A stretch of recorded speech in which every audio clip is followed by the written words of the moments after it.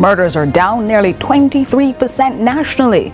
But in April alone, 37 people were fatally shot by members of the security forces, the highest monthly figure in 13 years. The police commissioner is now urging self-discipline in the use of force. But the question tonight is not only about force, it's about the record of force. Because if the state uses deadly power, where is the evidence that tells us how, when, and why? Then we look at the importance of press freedom and World Press Freedom Day. In a region where media houses are under economic pressure, journalists are leaving, and women in media are increasingly self-censoring, who is still able to tell the story of power? And later in Jamaica. Jamaica is a regional and global champion. In Gaborone, 2 world records in 2 days. A golden return for Elaine Thompson-Hira. Child Month now underway. And we pause to remember 2 men who helped shape public life and public conversation. I'm Jodianne Quarry, and this is Lead Story.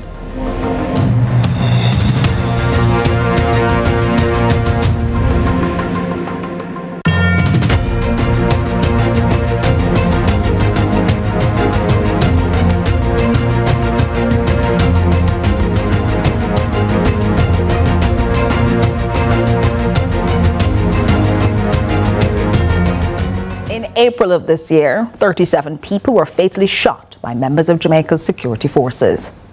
That is the highest monthly figure recorded in 13 years, according to data from the Independent Commission of Investigations, INDECOM. 113 people have been killed by state agents year to date, compared with 106 over the same period in 2025. To understand what those numbers mean, consider this. In 2025, INDECOM investigated 311 fatal shootings, the highest annual figure recorded since 2010. That represented a 65% increase over the year before. And those deaths, approximately 50% occurred during planned police operations. Not spontaneous encounters, operations that were prepared, authorized, and executed with advanced knowledge. And in none of those planned operations, according to INDECOM, were body-worn cameras in use. The Jamaica Constabulary Force owns around 750 body-worn cameras. They were not deployed. This week, Police Commissioner Dr. Kevin Blake wrote in the force orders that self-discipline is, and I quote his position, more important than the checks and balances that come with oversight. He has also acknowledged that unprofessional conduct by officers is being posted to social media and constitutes, in his words, cause for grave concern. The National Security Minister has stated that body-worn deployment decisions rest solely with the Commissioner. INDECOM, though, takes a different view. The Commission says body-worn cameras go directly to the, they say, preservation of life, public confidence, and the ability of independent authorities to properly determine the circumstances in which lethal force is used by representatives of the state. Give you a big picture, though, because murders are down 23% nationally. 184 recorded as at May 2nd, down from 238 in the same period last year. That is real progress. And that is what makes a parallel rise in security force killings not less, but more important to examine. Dr. Gavin Myers is a Principal Director of National Integrity Action, and he joins me now. Dr. Myers, welcome to Lead Story. Well, hello, how are you? I'm doing well. Thanks so much for joining us, Dr. Myers. INDECOM, the Independent Commission of Investigations, has recorded 113 people killed by security forces up to today. And we had 2 again this morning. 37 in April alone. Murders are down 23% nationally. Those are 2 trends running in very opposite directions at the same time. What does that tell us about the current state of use of force governance in Jamaica? Well, I don't want to compute those 2 together, because it will be saying that there's a policy of using violence as a way to combat violence, and I don't want to believe that state violence is the way that we're using to reduce the wanton loss of life. I don't want to compute the two of them together, but I want to say that I know that the Jamaica Constabulary Force has said that planned operations has been one of the ways that they've used to reduce violence and to get those persons who are wanted off the streets. I know that. So I want to commend them for doing their work in terms of getting those persons who need to be off the streets and to arrest those who are involved in violence. That's very good, and that's what we need. However, on the other side, if it is that we're saying that we're okay with people dying as long as it's the right people, I want to know the question one, who is the right people and who gets to decide what is the right people? Because as far as I know, our Jamaican Constitution does not give any agency the right to use force without just support out of bounds like that. And I know we don't have any use of violence as norm. If that is the case, then we're looking at a situation where Jamaica has this incredible reduction in crime, something that we have been looking forward to for more than a decade. Yes. We are finally there. But at the same time, an increase in the number of state-involved shootings. The Commissioner has described self-discipline as more important than external oversight. Dr. Gavin Myers there, being an involved father as he speaks to us, but does a position no, but you're talking to us from a position of oversight and from one where the Commissioner of Police has said, listen, it's more important that his officers have that self-discipline, and that's more important than external oversight. Does that position meet the threshold of what international standards require of states in regulating lethal force? At all. I have the strongest confidence in the training and capacity of every person who is trained to work in the security forces. I have all the capacity. But as I would love to say, is trust but verify. We want to know that there are independent systems that are there to support and to offer oversight. We don't want the police officers to be second guessing themselves to say, okay, is this it? We want them to have systems that are there outside of themselves and outside of that group think that could happen within organizations to give oversight. It is critical. So we don't have, for example, and I'll use a bad example, we don't have and expect the doctors to be testing themselves and say we're okay. We don't have, in any way, we don't have any other systems that we want to say, okay, my self-discipline is enough. I cannot, in any good conscience, accept that self-discipline of officers is enough. It is, and maybe I wasn't hearing right, and maybe there's some things, other things that the Commissioner knows of, but no system across the world depends on just self-discipline at all.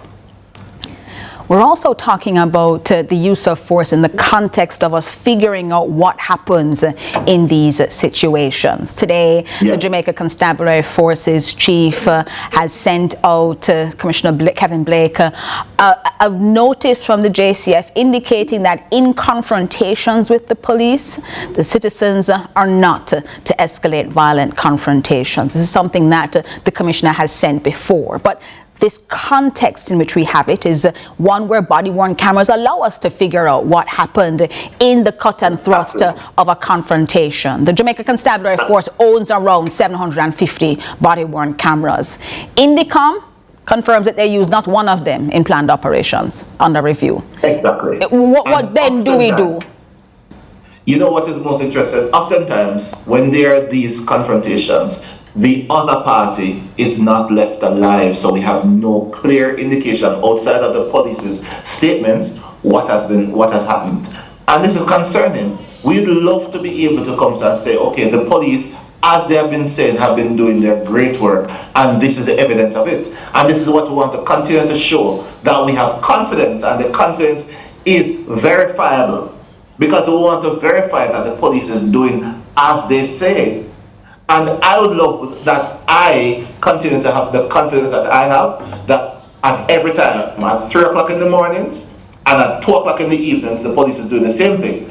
And if the police can use the same body-worn cameras on traffic stops, there is nothing that says that the police cannot use it at 3 o'clock in the mornings when they're doing any planned operations. In fact, on a planned operation, they have greater control over the systems than during the impromptu situation that happens at 1 o'clock, at 1 p.m. during a traffic stop. I'm very concerned that we are seeing this, I don't want to say pushback, we're seeing this sleight of hand where there's different relationships or different situations where people are asking why we cannot have the body-worn cameras. When in other operations, in any theater of war, we're having body-worn cameras. It is standard operating procedure for this to happen across Europe, across North America, in different parts of South America, in different parts of Africa too. So I'm trying to understand, why is it that Jamaica, in planned operations, can't have body-worn cameras? And if we have some, I'm trying to understand, why is it that in planned operations we cannot roll it out there, where we actually have systems that we can manage and we can monitor. And even more, I want to remind us that these are planned operations that we want to review to see how it works and see how better we can do it next time. Because body-worn cameras are also used as an operated procedure and measure. Just before we go, Dr. Myers, big conversations have been raised around the charging of police officers, with even members of the government saying, listen, body-worn cameras, nice to have, don't need to have, because with the number of officers that have been charged, 57 charges were brought against law enforcement between 2022 and 2025, and there haven't been a lot of convictions coming out of that. They're saying, listen, for the most part, our officers are doing fine. Is this an accountability gap, or is it something more that Jamaica should have on their radar? It's something that I radar. For me, if it's okay that you're not doing anything wrong, you should have no problems with using body-worn cameras to continue showing that you're doing so great. And I believe in the Jamaica Constabulary Force's work, that I want to see how great they're doing their work all the time. That's why I want body-worn cameras, to show that they are doing their work so good that they have no problems showcasing to everybody that at 3 a.m. when I'm doing a planned operation that I have control over, I can show that I knocked on the door, show the warrant, and it was this operation. That's what I want. I wanted to showcase that the police officers of Jamaica are doing their great work and continue to show the confidence that we have in them. That's what I want. And I think that is important, Dr. Myers, that show of confidence, but also helping us with those accountability systems when questions arise. Yes. Dr. Gavin Myers, Principal Director of National Integrity Action, thank you for being with us this evening inside Lead Story. When we continue, World Press Freedom Day was marked yesterday. We take a look at what that means next.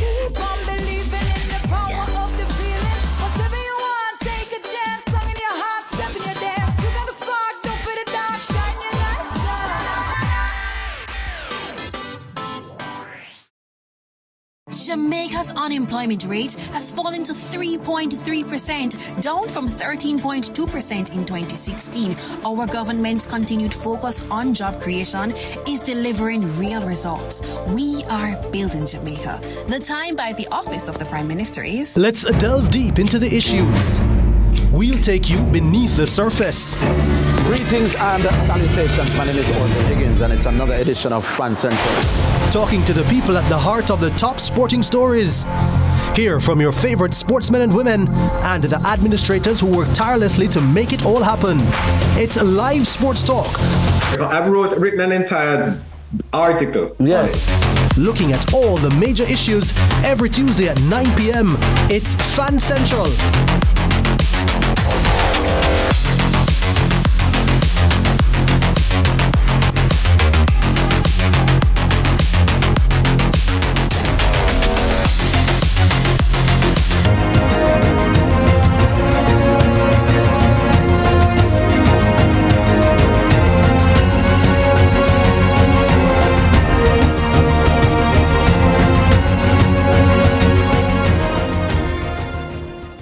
This past Sunday was World Press Freedom Day.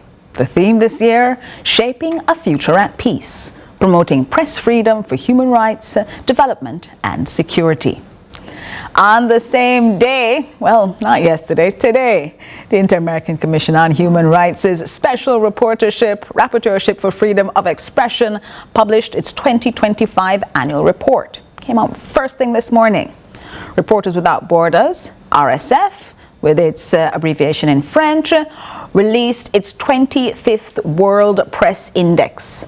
And that World Press Freedom Index had the headline, "The average press freedom score across all 180 countries surveyed has never been so low." For the first time in the indice's 25-year history, more than half of the world's countries, 52.2%, are rated difficult or very serious. 110 countries have criminalized journalists in some form. The legal indicator, the measure of how the law is being used against the press, recorded its sharpest single-year decline in the index's history. In the Americas, the United States dropped 7 places. Several Latin American countries, they're descending. And the Caribbean, well, the IACHR Special Rapporteur has described Haiti as the most acute press freedom crisis in the entire hemisphere. Deliberate killings, armed attacks on media outlets, kidnappings, forced exile. In a country that shares this region with us. That's right above our heads. But the threat to Caribbean journalism is not only about violence. Across the region, including in territories that score well on formal indices, the structural conditions for independent journalism are deteriorating. Advertising revenue is contracting. Digital platforms are capturing the spend that once sustained newsrooms. Consolidation is reducing the number of independent editorial voices. And journalists, particularly women, are leaving the profession. Kiran Maharaj is the president of the Media Institute of the Caribbean, and she joins us this evening inside Lead Story. Happy World Press Freedom Day, Kiran Maharaj, or at least belatedly. And same to you, Jodianne. As I say whenever I meet you, on the airwaves, we have these challenging things to talk about. But good evening to all of your viewers. We don't have good things to talk about by and large because media and press across the world and certainly within the region have been pressured. Let's talk first about what's going on here. Jamaica ranks 26th in the world on the RSF index. It's holding its position from last year. It's 26 last year, 26 this year. Yet the structural concerns about Caribbean media, consolidation, revenue contraction, attrition persist. Is the index capturing the real condition of journalism in the region, you think? We at Media Institute of the Caribbean, as well as the Association of Caribbean Media Workers, because we've had those discussions, I do not feel that the index always reflects accurately what is happening in our part of the world. By and large, yes, but we have to remember that our environment is changing, right? We are going through some periods of shift here. So when I see that, and I still feel we are blessed as a region, because I think we still do phenomenally well when you compare it to the conditions journalists in other places have, you need to look at the context of how we are reporting. So we have seen, and we know this because MIC has dealt with some of the cases, we have seen increases in the I want to say cyberbullying of journalists is the best way to put it, particularly female journalists, that has persisted in election periods. We see that that is increased. But what we have to remember is that at this time, you have social media and online media. So what is happening is that many of the entities who want to spread their information, they do it on their own, because now they're running their own media news outlets, whether it's from a room in their home or an office, a desk in an office. That's what they are doing. So that is where we have to grapple with the challenge of how do we get the information that matters to the population, but more so, does the population understand the importance of critical thinking and in fact-checking everything that they see, read, and hear?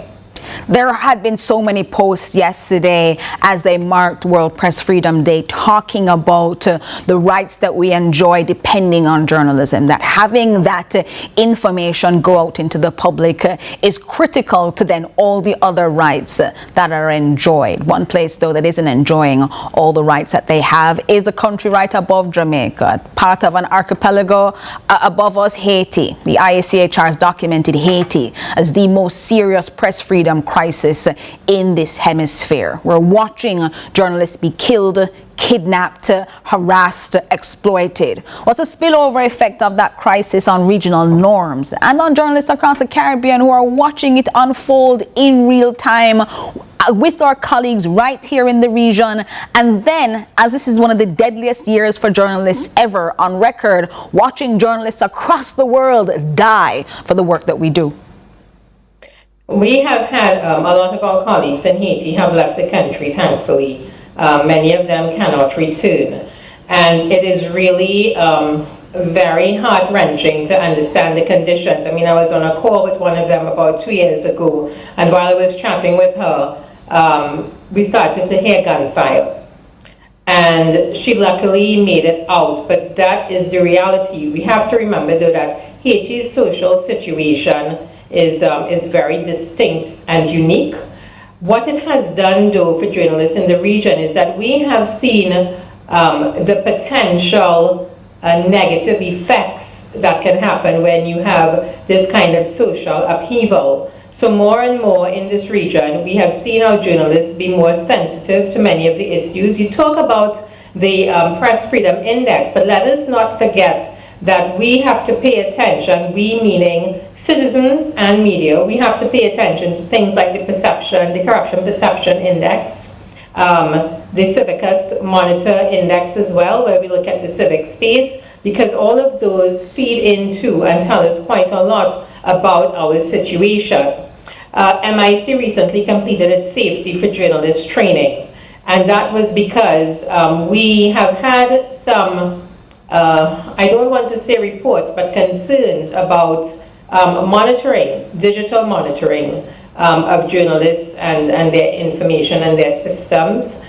We have had a lot more issues of having to protect and safeguard ourselves, not just in election periods, but outside of election periods, where you find that journalists may have been named or media houses may have been named, and now they're going about their business after those periods of sensitivity, and they may actually face some consequences. So more and more regionally, we have been taking a proactive approach towards how we handle our personal safety as journalists, and I think a lot of our media houses have also been part of that in trying to understand what we can do.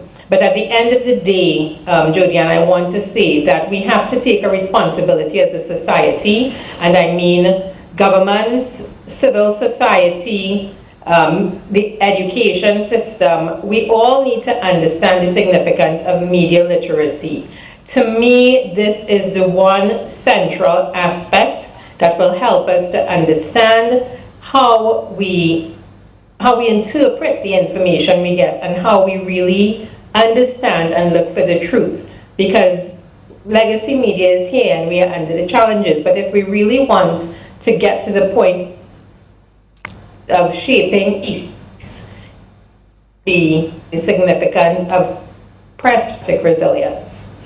It's, that reference that you made to legacy media is what I want us to turn our attention to now, Kieran, because we started this year with media houses not making it into 2026, and at the very beginning of 2026, media houses experiencing challenges themselves. Media is not as stable as it once was, and we are watching media houses close or be absorbed into larger ownership structures. When that happens, what is lost in practice beyond the name on the top of a page or on a TV screen? What is lost when journalists have to leave, when we no longer have that independent reporting, and we're such a small region? What do we lose when we lose one more voice? Our culture, our spirit, that is what is at risk, especially when we have artificial intelligence that is replicating quite a bit. And I think we need to understand that pluralism is very important in democratic societies. You want to have a multiplicity of voices because that is what shapes healthy discussion and debate. And so every time a media house is shuttered, what we are losing is one more voice that could bring and add to the conversation to make us more positive, to help us evolve, to really have that peace that we're talking about in the World Press Freedom theme this year. I think that is so important for us to have this conversation then in the context of not only World Press Freedom Day, but also realizing the challenges of a very, very small region like we are. We watched Australia say to Google and to Meta, pay the journalists there that create the news. Do you believe something like that should be considered by Caribbean states as well? Yes, 4 years ago, our World Press Freedom Day statement 4 years ago called for that the region comes together, and it's not just, it can't be the media only. This has to be done by governments, and we actually asked for a CARICOM approach to the bargaining code that Australia had implemented. In Canada, they've done their C18 online. We're seeing moves in India. The EU just did their Media Act late last year. So there are many models that we can learn on. And the thing is, we have great relationships with all of these countries. So I think that the time is here for us to really talk to big tech. But I say that, and let me also say that, you know, we are in a period of disruption as media. All of us. And I think that is something, Kieran Maharaj, I want to hear more from you as we take a break inside Lead Story, because that is perhaps not as well understood by those who are outside of media. Stay with me inside Lead Story, where we continue.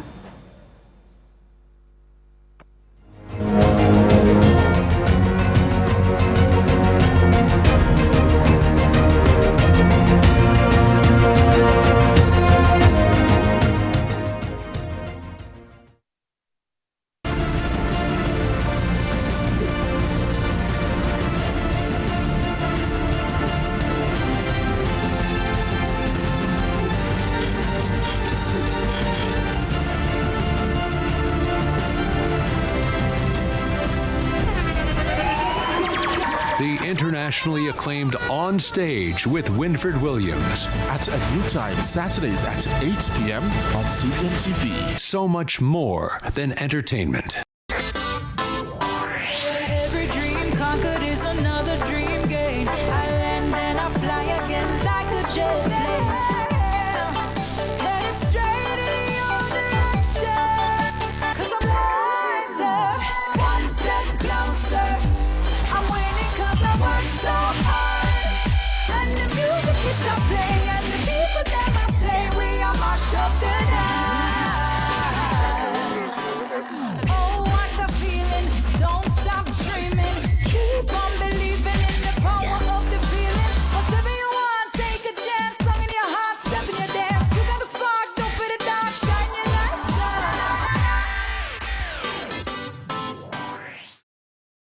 Jamaica, make we do the right thing. Make we live good today for a better tomorrow. Talk it out, don't fight it out. The time by the Ministry of National Security is 6:30.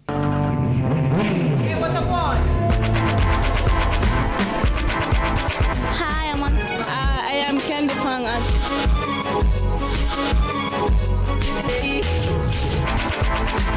What a guan?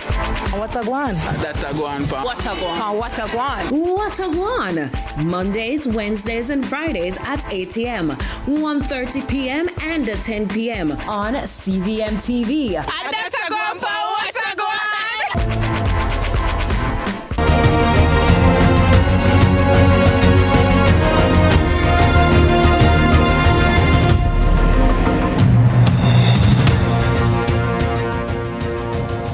We opened this program with 113 people killed by security forces, and body-worn cameras were not deployed.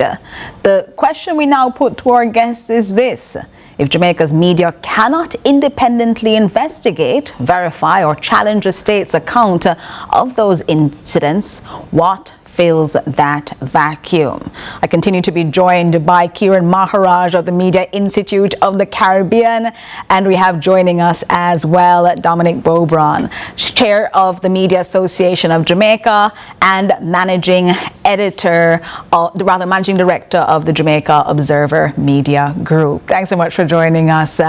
Before the break, you were talking to us a moment ago, Kiran, about how media has fundamentally changed in the region and some of the challenges that we're experiencing. What are you seeing?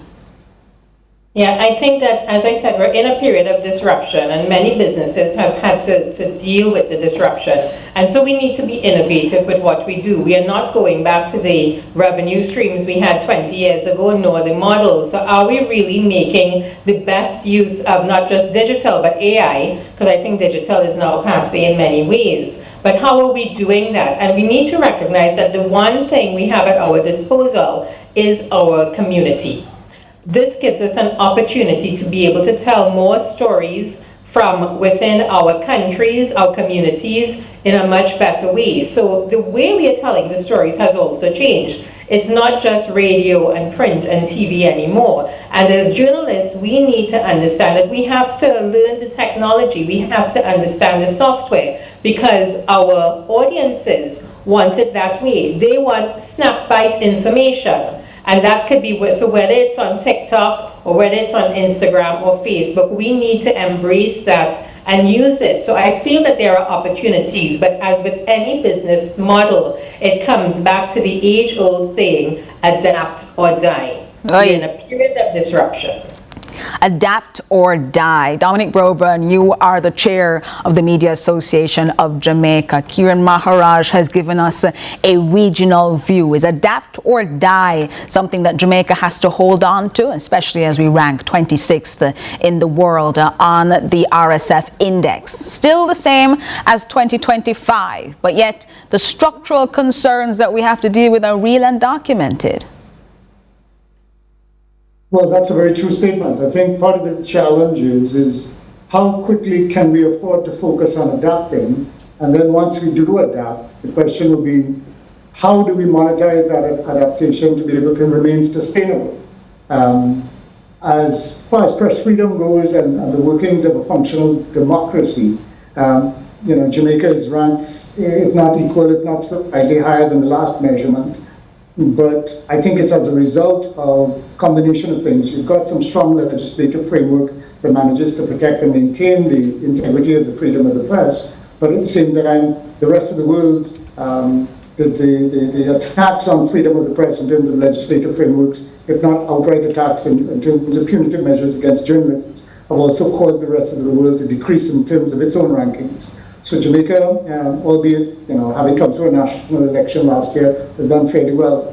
The changes or the adaptations that are required, Kiran is absolutely right. You have to find the adaptive model that will allow the use of AI or the embrace of the use of AI to be sustainable and economically sustainable at that. How do you then use your capability or technology to differentiate yourself in a world that will see less and less programmatic advertising support for content that will be marginalized, because AI can start doing sweep changes in terms of looking for stories and content itself without giving access to or recognition for the source of that content. So those are some concerns as well. But Kiran is absolutely right. You must adapt or die or run the way of fossils of the past themselves. What does adaptation look like, though? Because Kiran Maharaj and I, before the break, spoke about what we're seeing in Australia, where the government there has said to Meta and to TikTok, to Meta and to Google, big corporations that are scraping content from journalists on the ground but not paying them, that you need to compensate those people who are doing the work, or there'll be no journalists in the future. But Australia is a large market. The Caribbean is not. Jamaica, one of the Caribbean states, is also not large. As we attempt to adapt, do we get steamrolled by new technology, or do you believe that there's a collective bargaining that might be useful to keep us alive? Well, a couple of things. Yes, I look at the Australian model, and while it's an interesting approach, I don't think a single island, a small island developing state can in fact then deal with that sort of negotiation on its own. So there might need to be some sort of collaborative Caribbean approach to see if we can maybe make up some drift in terms of numbers. But as well, if you look at how Australia has said, are they into taxing? Are they looking at taxing these large five communication platforms in a way that allows them to come in and not only scrape journalism, but at the same time advertising. They extract. They have started taxing them as well. So they have started taxing them as well. That is to go into place. Is that something that you think we might replicate? Absolutely. Yes. I think it's necessary because money is coming. These people are eating from our table. And soon there'll be neither no meat, no personnel on the table left. So we have to be able to find a way to defend what is our space and our people, to be able to tell our own stories, because this extractive form of approach does nothing for the sustenance of the industry at the local level, for regional. So the 2.25% tax should come in place in June of this year. They're hoping that the legislation passes in Australia so that they're able to do that. We're watching other places Kiran Maharaj told us about that are looking at this same model. Kiran, just from you, having heard now from a Jamaican media house, is this the same kind of conversations that media houses across the region are having? Adapt or die. Let us see if we can have them come to the table, because we recognize how much we are under pressure, each of us individually and all of us collectively. Across the entire region, this conversation is happening. And that's why I said, the CARICOM approach to this is very important. And you need entities like Media Institute of the Caribbean, the Association of Caribbean Media Workers, Caribbean Broadcasting Union. These are the entities who really have to come together and sit at the table with our CARICOM members and affiliates and have the discussion. Because as I said, at the end of the day, our media is a reflection of our culture, of our spirit, of the consciousness of our people. And when that dies and it withers and it goes, you sweep it below the carpet, then what happens to our identity? And we have far-reaching potential with our diaspora. I mean, in the US alone, Caribbean countries, English-speaking Caribbean countries, the size of the diaspora is about 35 million people. Have we really tapped into that, into the second and third generations who really hold on to home? And I don't think we've done that. And so the time is now. It's becoming urgent, as I said, with AI, because AI is replicating everything. Very soon it'll be able to replicate all of the dialects in this region. I heard it's underway. We'll hear patois very soon. But we don't want that to happen. So we need to act quickly. Dominic Brobon, we're watching a situation where we started off the show, a discussion about what's going on the ground here. Body-worn camera deployment, a gap that we're seeing, 113 people killed by security forces year to date. But broadcasting is under pressure, media is under pressure, or journalists are under pressure, and some of them are deciding to move into other work. If Jamaican newsrooms are too under-resourced to independently investigate these incidents that have come to the public's attention, what fills the space where accountability journalism used to be? Well, that is in itself a question. I mean, the Media Association would have issued a statement, and I think in light of World Press Freedom Day, I think on Friday for embargo until Sunday, hopefully with some sort of publish. We are under heavy attack when it comes to economic sustainability.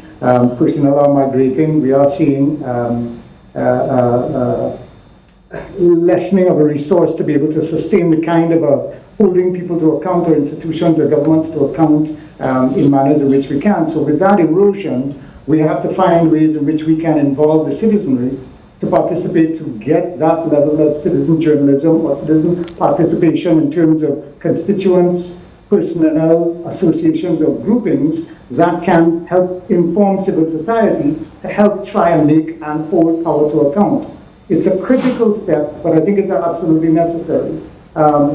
And again, as I said before, I think the World Press Freedom Index that Jamaica is enjoying the buoyancy of right now is probably more as a result of the slippage of the international or the number of countries that have slipped even further in terms of their own direct attacks on press freedom. So to answer your question simply, to fill that breach, we've got to involve members of the public and community and groupings or constituents of the public to be able to engage in dialogue and to be able to seek representation where possible. We've watched media houses around the region close.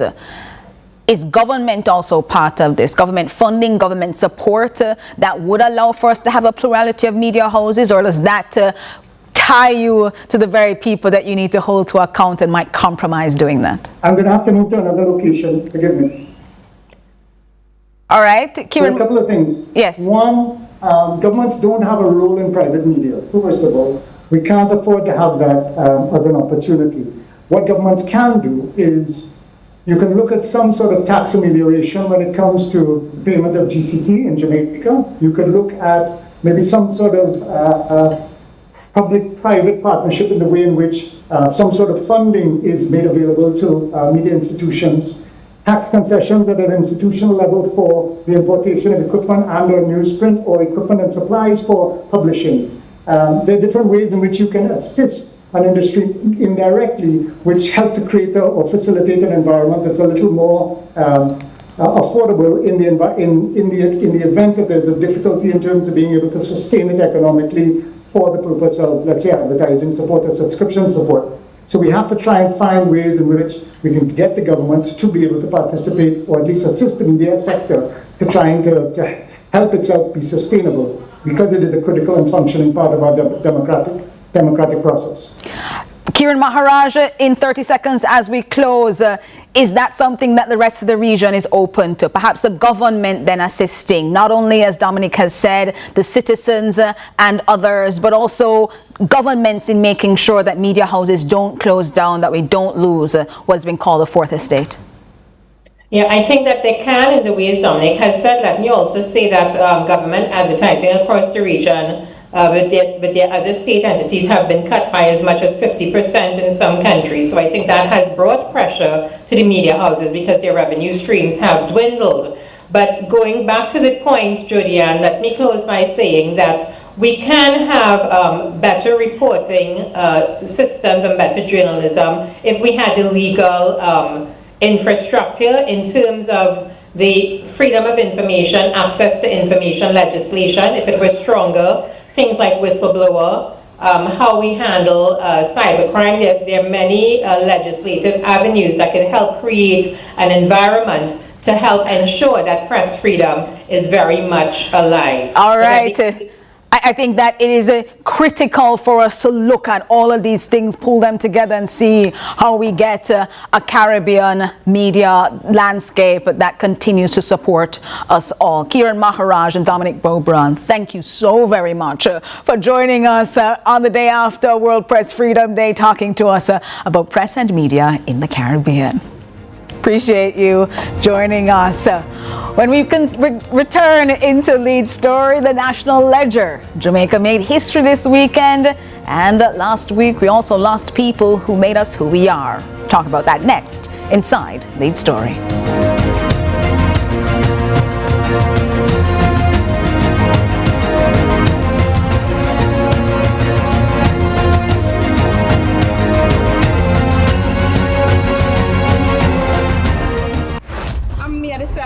man not style me. From the market to the farm to the office, money talk is everywhere. But are you making sense or nonsense? The Bank of Jamaica brings you common sense with BOJ. Real stories, real laughs, and real lessons to help you protect, grow, and manage your money. Mattress savings. At least my mattress. You charge me to sleep on it. Partner plan. Remember last year we needed our payouts early? But Miss Pam gave it to her cousin first. Or a sketchy loan flyer. Electrifying deals. See why making the right financial choices is pure common sense. Brought to you by Bank of Jamaica, empowering everyday Jamaicans one episode at a time. Grandpa, it's 2026. You can't keep hiding all your money in every single pocket forever.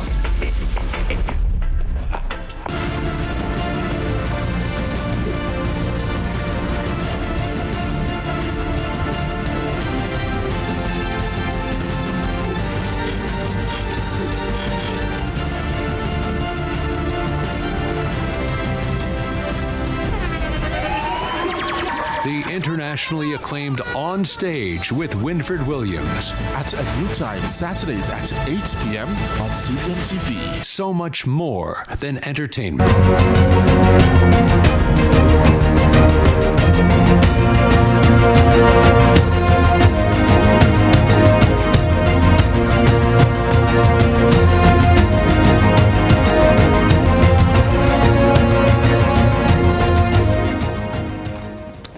The National Ledger tonight holds both triumph and loss.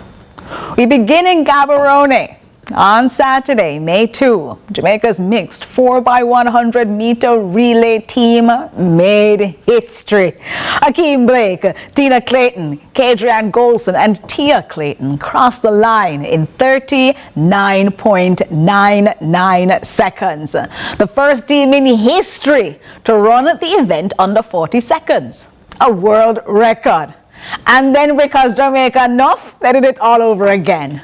On Sunday, the same four athletes returned to the track and lowered their own record to 39.62, winning the final at the Debsana World Athletics Relays in Gaborone, Botswana, and securing Jamaica's place at the World Athletics Ultimate Championship in Budapest later this year. 2 whole world records in 2 days. And then came the queen, Elaine Thompson-Herah, 20 months away from competition, an Achilles injury that kept the 5-time Olympic champion off the international stage since the 2023 World Championships in Budapest. On Sunday, she took the baton in the women's 4x100 meter relay. She said she felt her hamstring. She ran anyway. Jamaica won in 42.00 seconds, ahead of Canada, ahead of Spain. After the race, Thompson-Herah said, "I am grateful that I crossed the line healthy, and that is part of my process, part of my building." It's so good to have her back on the track. Long may her good health continue. It made Jamaicans feel proud and amazing this weekend. This is May. Best month of the year, thank you very much. But it's also Child Month. May 2026 this year focuses on the mental health of Jamaican children. As the country grapples with the trauma of community violence and the fallout from the Hurricane Melissa, the Office of the Children's Advocate is calling on every institution, family, school, church, the state, to see the psychological well-being of our children not as a soft concern, but as a national priority. Our babies matter. Many of them just did PEP this week, or last week, and so it's important. I also have people here in studio who are cheering at the best month of the year. Yes, it is the best month of the year. Please do not argue nor negotiate. My birthday is this month, and so my team members as well. We also recorded loss. Leslie Campbell, attorney at law, former member of Parliament for St. Catherine Northeast, former minister without portfolio in the Ministry of Economic Growth and Job Creation, former state minister for Foreign Affairs and Foreign Trade, former senator, died on Sunday. He was 67. By all accounts, he was a man who gave service quietly and reliably, and who believed that showing up was its own form of integrity. We extend condolences to his family, his colleagues, and the communities he served. There are quite a number of people who shared their memories and best wishes to him and his family, and we want to extend those as well. And we remember my colleague and my friend, Daniel Thompson. Daniel and I shared something that people in this industry will understand. Nearby studios. The kind of proximity that turns colleagues into friends. Because after the show, when the adrenaline is still in your chest and the rest of the world is only just waking up, because we were both on early morning shows, there are very few people you can talk to who understand what that feels like. Daniel understood. Every morning, he was always ready, not just to talk about the news of the day, but about the history of this very medium, where it came from, what radio, television, media, journalism was built to do, but it's still owed the public. He carried that knowledge generously, and he shared it without condition. I couldn't speak about this last week. The shock didn't leave room for words. It still doesn't leave much room. What I know is this: he was a friend. And this industry, which tonight we have spent an hour asking whether journalism in the region can survive, is reminded by his life of what it looks like when this work is done with total dedication, complete honor, and a genuine love for the craft. To his family, to his colleagues at Radio Jamaica, to Emily, with whom he worked, to everyone who heard his voice and felt, without knowing why, that things are going to be all right. We grieve with you. And we will miss him, and I will miss my friend. Aye.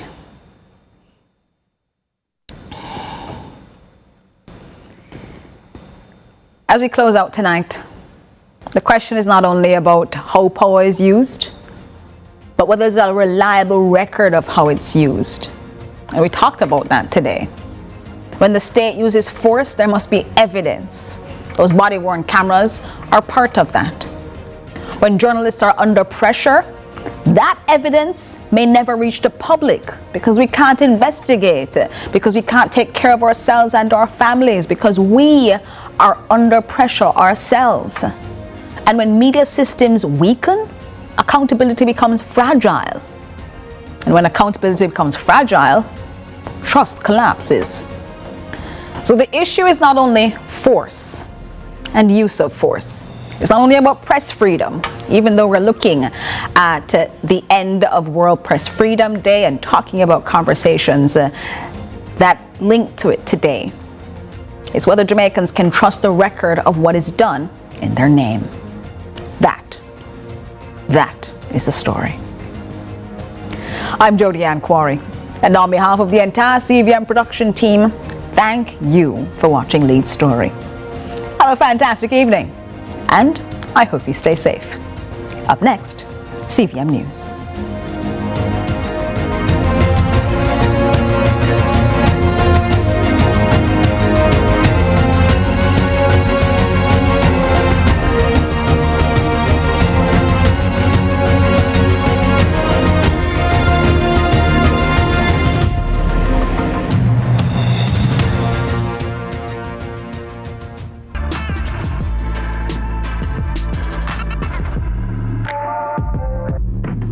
Let's delve deep into the issues. We'll take you beneath the surface. Greetings and salutations. My name is Orville Higgins, and it's another edition of Fan Central. Talking to the people at the heart of the top sporting stories. Hear from your favorite sportsmen and women and the administrators who work tirelessly to make it all happen. It's live sports talk. I've written an entire article. Yes. Looking at all the major issues every Tuesday at 9 p.m. It's Fan Central.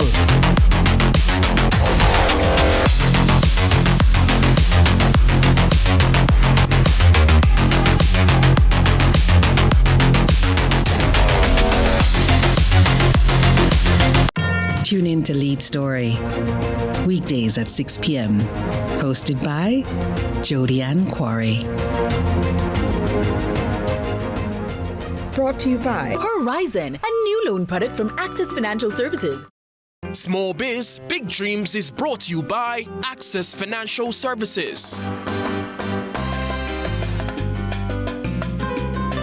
Tonight, on Small Biz, Big Dreams, we step into a world of wellness, relaxation, and self-care. This is Small Biz, Big Dreams.